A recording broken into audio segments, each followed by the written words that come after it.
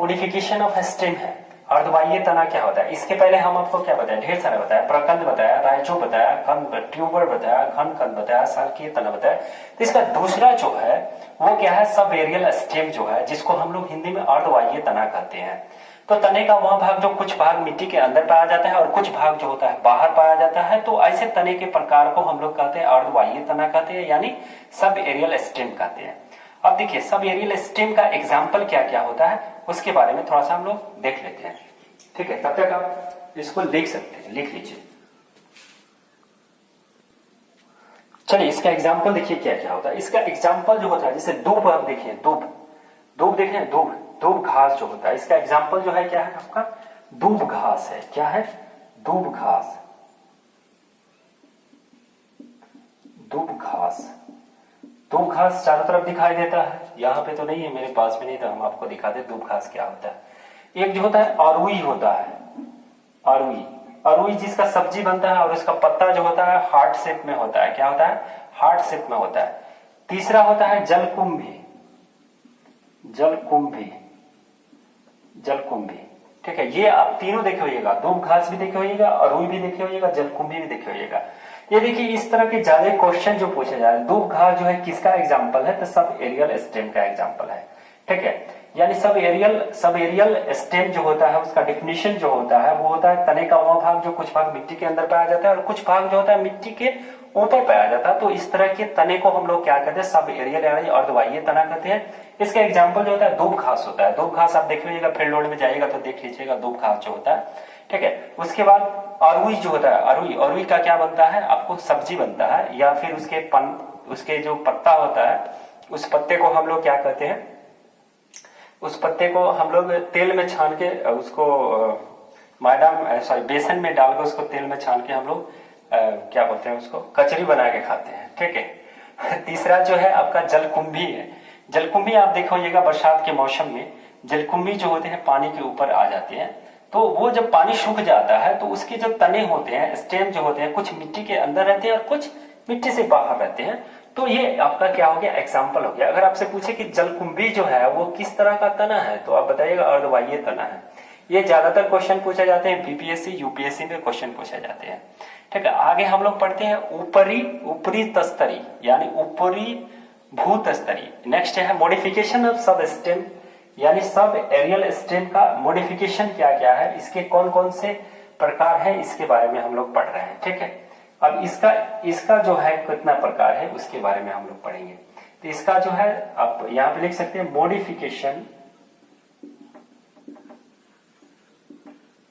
Modification of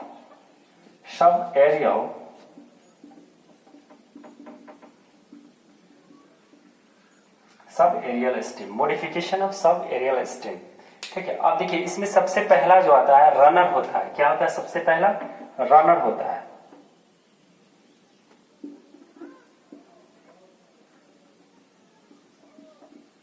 runner, इसको हिंदी में हम लोग कहते हैं ऊपरी भूमि। क्या कहते हैं इसको?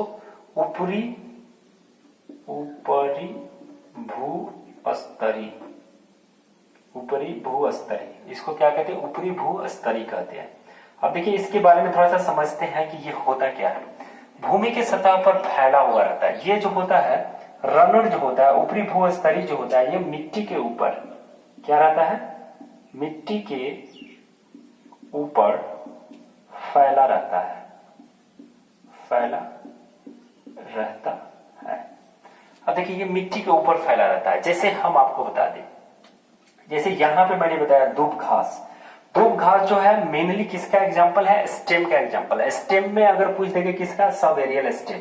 सब एरियल में अगर पूछ देंगे मॉडिफिकेशन यानी रनर के रूप में ऊपरी भूस्तरी होता है। ये क्या होता है? ऊपरी भूस्तरी यानी छाते के जैसा ये मिट्टी के ऊपर छाया रहता है, जिसको हम लोग क्या कहते हैं? दूब घास कहते हैं। मिट्टी के ऊपर फैला हुआ रहता है। ये क्या रहता है? कुछ मिट्टी के ऊपर फैला रहता है और कुछ मिट्टी के अंदर फैला रहता है।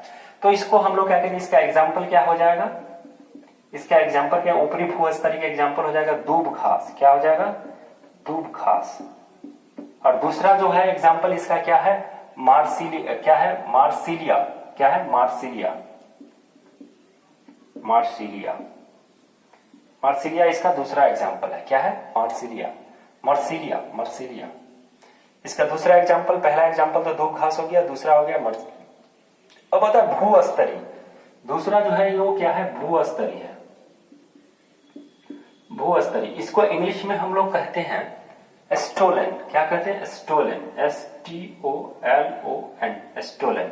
अब देखिए ये क्या होता है, ये कह रहा है भूमि के अंदर क्षैतिज दिशा में वृद्धि करता है। भूमि के अंदर ये क्या करता है, क्षैतिज दिशा में क्या करता है, ये क्षैतिज दिशा में ये क्या करता है, वृद्धि करता है। जैसे आपको बता दें कि अरुई जो होता है, अरुई जो होता है ये क्या करता है, क्षैतिज दिशा में, यानी क्षैतिज दिशा आप समझ रहे हैं क्या होता है, क्षैतिज दिशा। क्षैतिज दिशा में ये क्या करता है, वृद्धि करता है। दूसरा इसका एग्जाम्पल होता है पैसीफ्लोरा, पैसीफ्लोरा। क्या होता है, पैसीफ्लोरा, पैसीफ्लोरा, पैसीफ्लोरा। अब चलते हैं हम लोग, अब इसका हम लिख दे क्या, ये क्या करता है, भूमि के अंदर ये क्या करता है, क्षैतिज दिशा में ये क्या करता है, वृद्धि करता है। आप कॉपी में लिखिए। अब आता है भूस्तरिका। क्या आता है, भूस्तरिका। तीसरा जो है क्या है, भूस्तरिका, भूस्तरिका। इसको इंग्लिश में हम लोग कहते हैं ऑफसेट, OFFSET, ऑफसेट। देखिए भूस्तरिका, भूस्तरिका क्या होता है, यह रनर की तरह होता है। रनर ये क्या है, मिट्टी के ऊपर फैला हुआ है, यानी रनर की तरह ये क्या होता है, भूस्तरिका होता है। जैसे हम आपको बता दें जलकुंभी, इसका एग्जाम्पल जो है क्या है, जलकुंभी, जलकुंभी। एक चीज आपको बता दें, हम यहां से पढ़ा रहे हैं आपको, ठीक है, इतना डीपली कोई नहीं पढ़ाया होगा। आप यूट्यूब थोड़ा सा उठा के लिख लीजिएगा, इतना डीपली कोई नहीं पढ़ाता है। मैं चाहता हूं कि बेहतर से बेहतर आपको दे, ताकि आप किसी भी कॉम्पिटिटिव लेवल के एग्जाम में बैठे तो वहां से एक भी क्वेश्चन नहीं छूट पाए। और जैसे हम मेहनत कर रहे हैं, आपको भी यही करना है। वीडियो को ज्यादा से ज्यादा शेयर करें और सब्सक्राइब करें, ठीक है। अब देखिए यहाँ पे हम लोग आगे पढ़े भूस्तरिका यानी ऑफसेट। इसका एग्जाम्पल क्या होता है, जलकुंभी। इसका जो कैरेक्टरिज होता है ये किसके, रनर के जैसा होता है, कि ये क्या होता है, मिट्टी के ऊपर फैला रहता है, मिट्टी के ऊपर फैला रहता है। जलकुंभी पूछते कि जलकुंभी जो है किस प्रकार का तना है, किस प्रकार का तना है, तो आप बताइएगा कि ऑफसेट की तरह, यानी भूस्तरिका, यानी सब एरियल अर्धवाह्य तना है। ये क्या है, अर्धवाह्य तना है, ठीक है। नेक्स्ट हम लोग को चौथा नंबर हम लोगों को पढ़ना है अंतः भूस्तरीय। अंतः भूस्तरीय कहने का मतलब ये है कि यह पूर्ण रूप से अंतः भूस्तरीय, इसके कहने का मतलब यह है कि यह पूर्ण रूप से क्या रहता है, पार्श्व शाखा होता है, और यह ऊपर की ओर तिरछा बढ़ता है। ये ऊपर की ओर क्या होता है, तिरछा बढ़ता है। इसको हम लोग इंग्लिश में कहते हैं शॉकर्स कहते हैं। क्या कहते हैं, शॉकर्स, SUCKERS, शॉकर्स इसको कहते हैं, ठीक है। अंतः भूस्तरीय, इसके तने जो होते हैं पार्श्व शाखा होता है। इसके तना में क्या होता है, पार्श्व शाखा होता है। इसका तना पार्श्व शाखा होता है, शाखा होता है। देखिए बहुत सारे लोगों को समझ में नहीं आएगा, ठीक है। यहां से हमसे बता दें, जो वीडियो शुरू से देख रहा है उसी को समझ में आएगा, बीच में कोई देखेगा तो नहीं समझ पाएगा कि ये क्या है। अगर ये देखेगा तो इसको समझ में नहीं आएगा। यहां से मैंने पढ़ाया रूपांतरित तना के बारे में, रूपांतरित तना के बारे में मैंने पढ़ाया, इसका सब पार्ट्स है, यानी सब एरियल स्टेम है, अर्धवाह्य तना, और इसका पार्ट्स जो है modification of sub aerial stem. इसका पार्ट्स जो है मैंने रनर बताया, भूस्तरीय यानी स्टोलन, ऑफसेट, और ये सॉकर्स के बारे में मैं बता रहा हूँ, ठीक है। तो इसका एग्जाम्पल जो है ये क्या होता है, इसका तना जो होता है पार्श्व शाखा होता है। इसके तना जो होता है पार्श्व शाखा होता है, यह ऊपर की ओर तिरछा बढ़ता है। यह क्या करता है, ऊपर की ओर, यह ऊपर की ओर, यह ऊपर की ओर तिरछा बढ़ता है, तिरछा बढ़ता है। इसका एग्जाम्पल मैं यहां पे लिख देता हूं, यहां पे जगह खाली है, ठीक है। इसका एग्जाम्पल क्या हो जाएगा, इसका एग्जाम्पल जो है आपको गुलदाउदी, गुलदाउदी, ठीक है,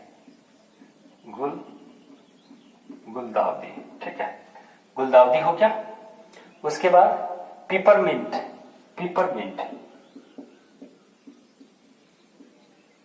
पिपरमिंट, पिपरमिंट का ज्यादा उपयोग नवरत्न तेल या फिर दर्दनाशक दवाएं, दर्दनाशक जो वायल बनते हैं उसमें पिपरमिंट का ज्यादा उपयोग किया जाता है। ठीक है, आगे हम लोग तीसरा नंबर, ये तो हो गया आपका दूसरा नंबर, ये दूसरा नंबर में हम लोग चल रहे थे। और तीसरा नंबर के बारे में हम लोग पढ़ेंगे वाह्य तना के बारे में। अगर आप इसका स्क्रीनशॉट लेना चाहते हैं तो ले सकते हैं। ठीक है, आगे हम लोग पढ़ेंगे वाह्य तना यानी एरियल स्टीम के बारे में। ये तो सब एरियल स्टीम पढ़ रहे थे, अब नेक्स्ट हम लोग पढ़ेंगे एरियल स्टीम, यानी तीसरा नंबर हम लोग पढ़ेंगे एरियल स्टीम। ठीक है, थोड़ा सा है, बस खत्म करते हैं इसको, स्टीम को।